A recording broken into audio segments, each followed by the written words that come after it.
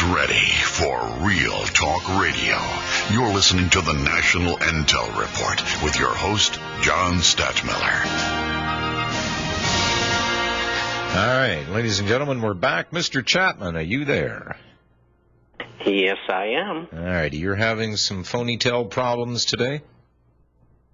Ponytail? No, phonytail, telephone. Oh, yeah, it was bugging in and out for a little while there. Okay. Oh, about an hour or so ago. But I don't know whether it's DSL or the carrier, so... Yeah, you're 5 by... If I go down, I'll just come right back. There you go. You're 5 by 5 right now, Mr. Noel. Yes, sir. No! God, he just... Oh, my Lord. Just blew out my ears, man. Back your mic He volume lives in down. the sewer. Yes, well, we knew something would come up. Sorry about that. Yeah, back your volume down at your end, Robbie. How's that, better? More. More? More. More? More. More? Still more. Man. Yeah, still more. Oh, no, wait a minute. That was way too far. Oh, is that better? There you go. There we go. Sorry, man. That's perfect. Yeah. Had the maid in over the weekend, and she obviously played with the buttons. This isn't the one you rented at Vegas, was it? No. So how's Robbie Noel today? Robbie's doing great. Thank you very much. All righty. I hope you're all doing well. Well, I'll tell you what. I'm not quite sure. I'm reading some really depressing stuff. I'm reading Bob Chapman's newsletter right now, Robbie. Ugh, gosh. Well, it is. There's no good. Look, there's no good news. I mean, it's as simple as that. I wish there was good news, but you've got things taking place in the Middle East that are just mind-boggling in all their proportions, that could erupt at any moment in time, which could see oil $200 a barrel plus. I mean, that's an event that could happen overnight. That's a complete game changer, and it's a real possibility. And then this is not even talking about the financial problems at home. Well, and I just ran over, I don't know if you were able to hear me, Robbie, but I just ran over what inflation or the devaluation of the dollar has wrought us. I gave the laundry, or not the laundry list, the shopping list. You could buy, and I can remember when I was a kid, my mother would go to the grocery store and we get bags and bags and bags of groceries, and the bill wasn't that big. Now, if you go to the store and you spend $50 or $100, you might not need two arms to carry it. I used to remember when a pack of cigarettes used to cost $0.25. And I can remember the same thing. Gasoline, I remember having the independents have gas wars with each other. Hell, I can remember buying gasoline for 10 cents a gallon. 10 cents a gallon. I'd hate to know what Bob can remember. Well, nothing under 10 cents, that's for sure. Wasn't that when Mrs. O'Leary's cow kicked the lantern over in Chicago or something like that? I bet you, Bob. We used to buy a loaf of bread for 5 cents, and it cost 5 cents to get into the movies on Saturday afternoon to watch The Lone Ranger or one of those sort of films. I was actually going to say it probably cost you a tickie to go to a movie. A tickie. Well, a tickie was... I had a friend who used to collect them, and I don't know whether he's still alive or not, but he had probably thousands of them. I think those were because they're made of silver. Yeah, 2.5 cents. Right. Yeah. That's what a tickie is? Yeah. Mm-hmm. That was days of shillings and pence and pounds. Well, that's after the Confederation of Rhodesia split up between North and South, and the North became Zambia. Yep. And the South got in the clutches of Lord Carrington and was destroyed. We're just repeating history, Bob. By the way, Bob, the thought struck me. I know why Robbie's going back to Zimbabwe. South Africa. I'm sorry. South Africa? What's the difference? Well, quite a bit, actually. Okay. There is quite a difference. Okay, so... Don't know for how much longer, but there's a difference. Well, there is? Well, sure. Well, who the hell's running Zimbabwe now that there's a difference between that and South Africa? Well, Robert Mugabe, well, that's a one-party state in its entirety.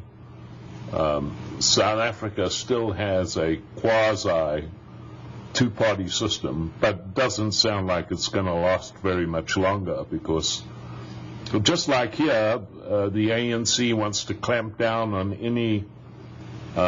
anybody criticizing the ANC government, which is what all governments hope for.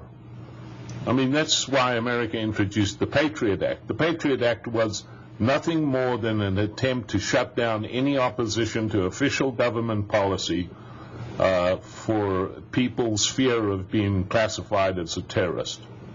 Well, and Bob, you know why he's going back? He's going to be running for president of Zimbabwe. When was the last time they had a white guy over there running things? Not many white guys there now. Yeah, you're going 92. You're going to be kind of like a grain of salt in a pepper shaker, aren't you? Yeah, but everything has its cycles, you know. Well, ANC controls 72% of the vote. Well, sure. And so there might be a lot of consternation, but they got to run things, and they're a bunch of thieves and Marxists. It's as simple as that. They're no different to the current regime in Washington, D.C., Bob. It's just that these guys over here are a little bit more discreet in how they hide the plunder. Over there, sure. they haven't figured that out yet. But they're just as corrupt, and the corruption and the ineptness of governments, irrespective of where they are in the world, it's the two things that are common with all governments. I don't think you could find one single government in the world where the people say they are ruled by statesmen as opposed to politicians. Tom in Pennsylvania, you're our first caller today. Hello, Tom. Yes, I have a quick comment for Robbie. Are you there? Yeah, Yes, we're sir. here. I went to Google Earth, and I went to Jeffreys Bay, South Africa, and I tell you what, those guys owe you an apology. That's a nice-looking place. It is a very nice. It is If very you like beautiful. sharks. It's very much like Laguna Beach, California. It's very beautiful. If you go to Google Earth and just, you can get a couple different. Have you ever heard of the Rager Street? R-E-Y-G-E-R? Well, I wouldn't remember many of the streets because Jeffreys Bay, when I left it, is not the same Jeffreys Bay that's there today. It's beautiful. When I left Jeffreys Bay, it was still it was undeveloped. Well, it's developed now. But it's developed now. Oh, sure. That's where all the rich people go. So I just want to tell you that they shouldn't pick on you like that because it's a very nice place. And that's all I have to say. Thank you, men, Thanks, gentlemen. bud. I like getting picked on.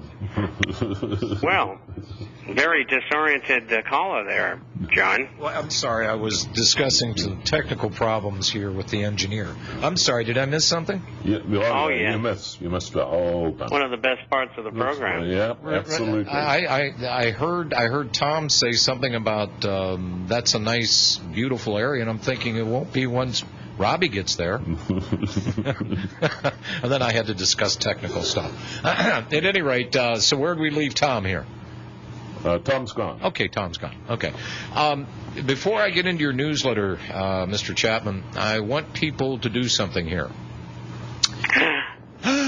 Go to republicbroadcasting.org, look in the rotating banner at the top, U.S. versus USA. You folks need to read this. This is what we have been in discussion with on the Monday and Wednesday program. And, of course, this one is sandwiched right in between the two. But many people have been doing the research for many, many years, ferreting out what the problems are with this country.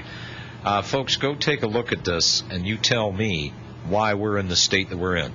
It's not just the Fed Reserve, which is about 90% of the problem. I guess the rest of the 10% comes from this. It's the original versus the corporate status of the United States, and where the guys in uniforms and shiny badges with the guns saying, hey, we got the authority. Yeah, sure you do. It's self-created. That's why you're the de facto, and we're the de jure. And we plan to get the de facto back. In your newsletter, Mr. Chapman, this caught my attention right out of the chute here. You're talking about just a month ago, Dow closed down 96.86. From there, it started to move back up. The insiders learned that the Fed planned to inject $5 trillion into the economy over the next 2 years. The result was a run up to 10,674. We figured out what the Fed was up to, but most everyone else did not.